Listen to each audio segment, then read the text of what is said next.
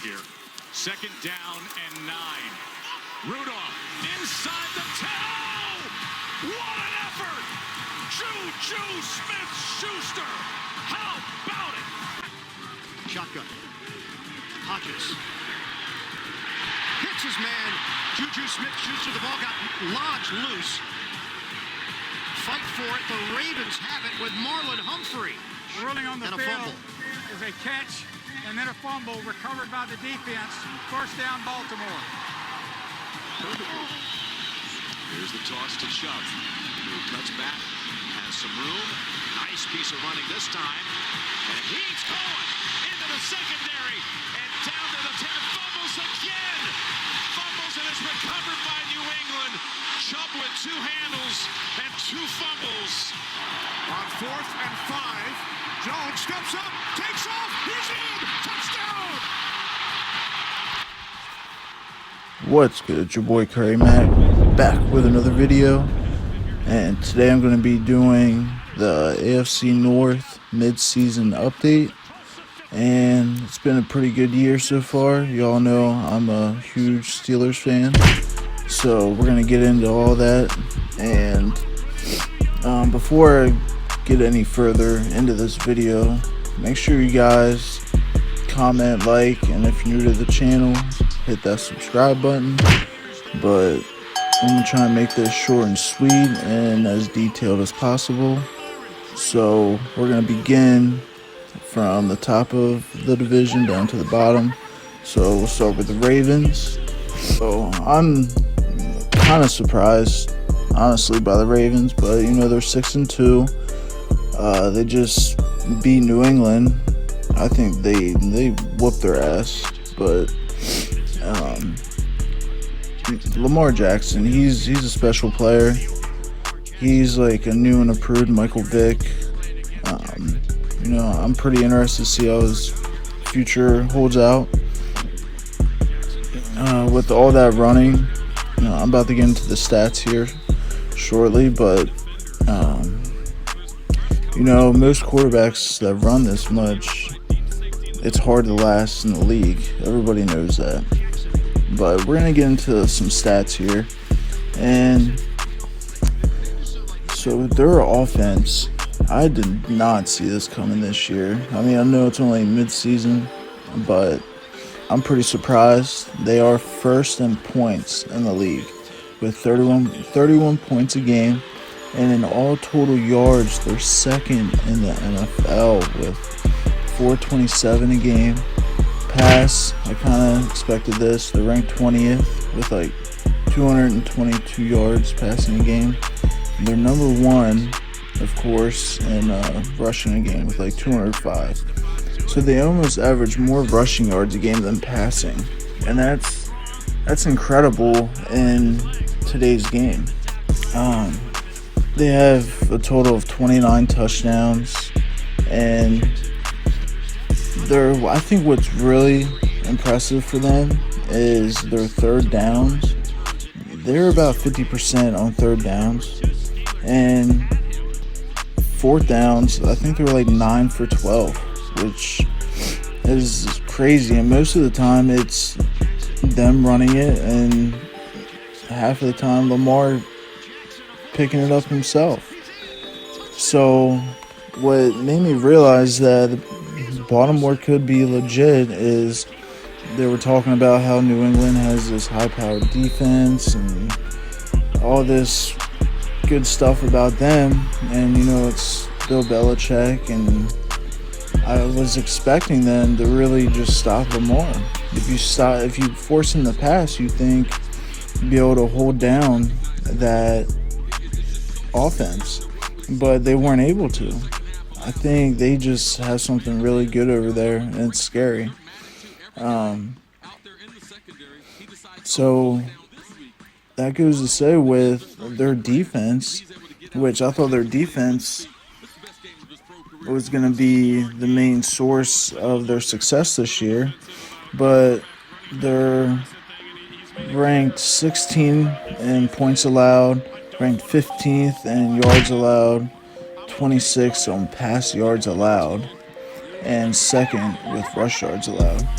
Now, the pass yards ranked 26th. I think that will change a little bit once Marcus Peters gets a little more comfortable. They're still adjusting. A lot of new or young players on that team, so I could see that definitely changing. But they kind of started off with an easier schedule, I'd say. But their defensive stats is a little low because they only have like 14 sacks, 5 fumbles, and 7 interceptions. I mean, it's not crazy low, but most teams are around the 20 sack area around mid-season. So this Ravens team is pretty legit, I'd have to say. They got the best kicker in football with Justin Tucker. Lamar Jackson, he could potentially be in the running for MVP. Who knows? But he's got 12 passing touchdowns, 5 interceptions with a 64 completion percentage. And then running the ball, he has 99 carries at 637 yards, averaging 6.4 yards a carry with 5 touchdowns, which gives him 17 total for the year. Which for mid-season, that's pretty impressive. And at this pace, he's going to break 1,000 yards rushing. And that Ravens team, it sucks being a Steelers fan. And I just think they're not slowing down at all. The only way they're going to slow down is if Lamar gets hurt, because it seems that nobody can really stop him right now. So as long as he's healthy, this team can go a long way.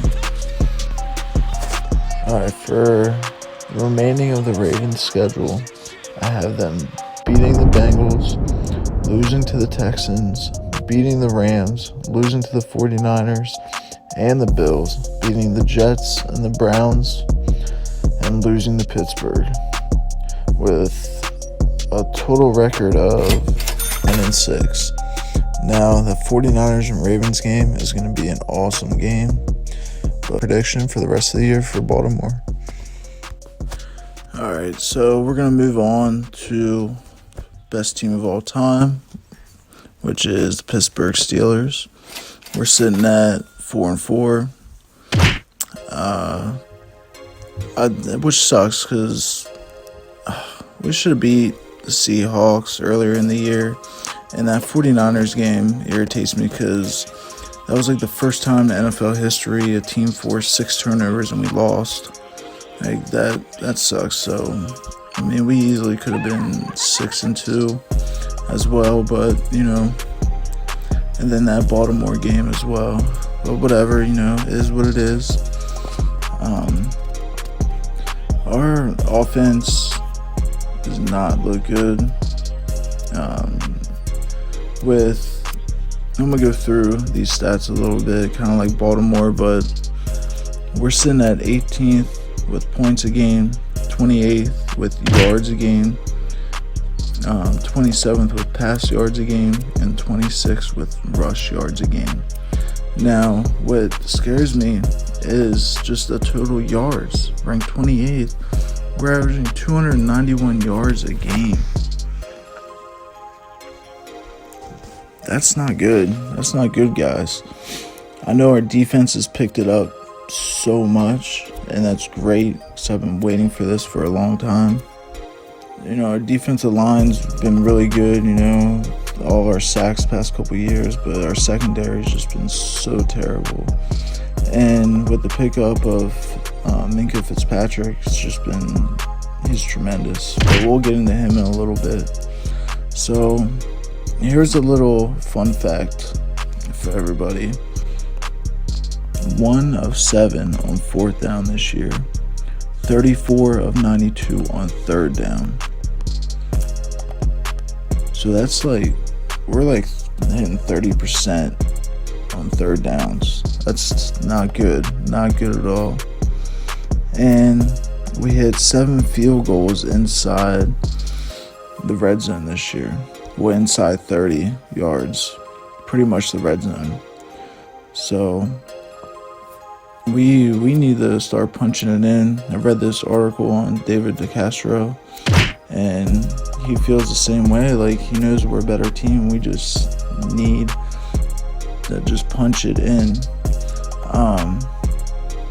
Last year, 2018, we were first in the red zone. That's 73% of the time we'd score. This year, we are at 38%. We dropped off about half. Now, yeah, Ben's hurt, but, we shouldn't be dropping off half. So, we'll move down to our defense. Well, first, we have a total of 18 touchdowns this year on offense. So, that's not too much if you think about it. But our defense, we are 13th in points allowed, 11th in total yards allowed, 10th in pass yards allowed, and 16th in rush yards allowed, which is a huge improvement this year. We got the 29 sacks, 10 fumbles, 11 interceptions. I don't think we've had over 10 interceptions in years, and we already have 11 and it's mid-season. But I want to talk about Minkah Fitzpatrick for a second. He has, I think, the 1 forced fumble, the 4 interceptions, fumble recovery, and a touchdown. And you can tell quarterbacks are reading him a lot. So he's a huge improvement to this defense. It was worth the draft picks because you all know we can't draft for crap. But we can't draft secondaries for crap. You know what I mean? We do terrible. But,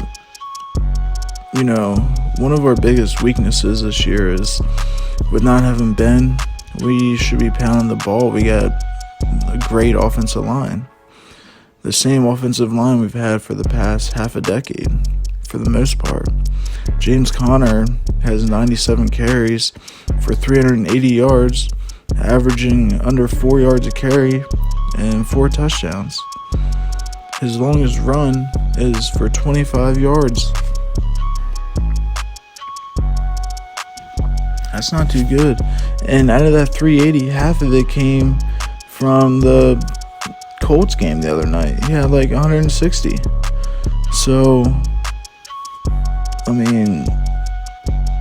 it's just a little frustrating, as a Steelers fan, but I'm glad we're 4-4. I read something on ESPN that Mike Tomlin could be the coach of the year, which I was a little shocked by that, but they're saying if he could potentially go above 500 and make it to the playoffs, then I could see it. But we have a couple hard games up ahead, and at first, with our team having the way Randy Fitchner, our offense coordinator, was running our offense, I was almost done watching us for the year. The Wildcat was just not us. We weren't getting much out of it. And now, the past couple games, I like what he's doing. He's getting Mason Rudolph comfortable. He's getting just used to playing, you know what I mean? It's a big transition going from college to the pros. So, he is adapting a lot better. But we can't be having 13, 14 checkdowns to our running back. Samuels had, 13 catches?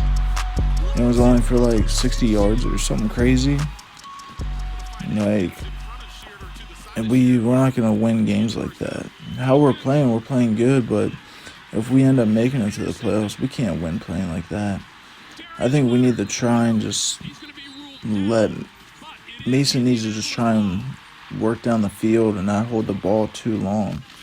It's weird. It's like he holds the ball too long or he gets rid of it too quick and checks it down. So he needs to find like the in between, the middle, and just get a little more comfortable. He's getting better and better, so it's good. But the big question is he our franchise quarterback after Ben leaves? I don't know. I honestly don't know. I mean, I'm going to have to see the second half of the season. We got Juju right now with 33 catches, almost 500 yards and 3 touchdowns. I mean, luckily he's a player that can kind of make things happen. Not quite like Antonio Brown, but he does a great job. I'm glad we have him. I expected Mason and James Washington to kind of I expected him to do better than Juju just because of that history they have together, but James Washington's best game was the last game, and he had that one crazy one-hand catch and then another pretty difficult catch. So I would like to see them kind of get in a rhythm together, but we have a very talented team. James Conner, he makes me nervous because he's just getting hurt a lot. In that Colts game, I don't know why we didn't pull him. We're good, we're winning, we just need to run the clock out, and we keep him in. Like, I don't know, that just, some of our playmaking decisions are just, I don't understand it, but I'm a diehard Steelers fan. I trust them. I love the organization. And, we can't quit on the team yet. So, I'm curious to see how the rest of the year plans out. So now for Pittsburgh, I actually have us beating the Rams at Heinz Field, losing to Cleveland, beating the Bengals, beating the Browns, losing to the Cardinals, beating the Bills, losing to the Jets, and ending it with a huge W in Baltimore with a total record of 9-7. Now, I think that's maybe a little bit of a stretch, especially beating the Rams, but we've played good this year against good teams. I mean, we just played the Colts. I know Brissett was out, but I have faith in my team, and I think we can stay above 500. So we will see. And so that's it for Pittsburgh.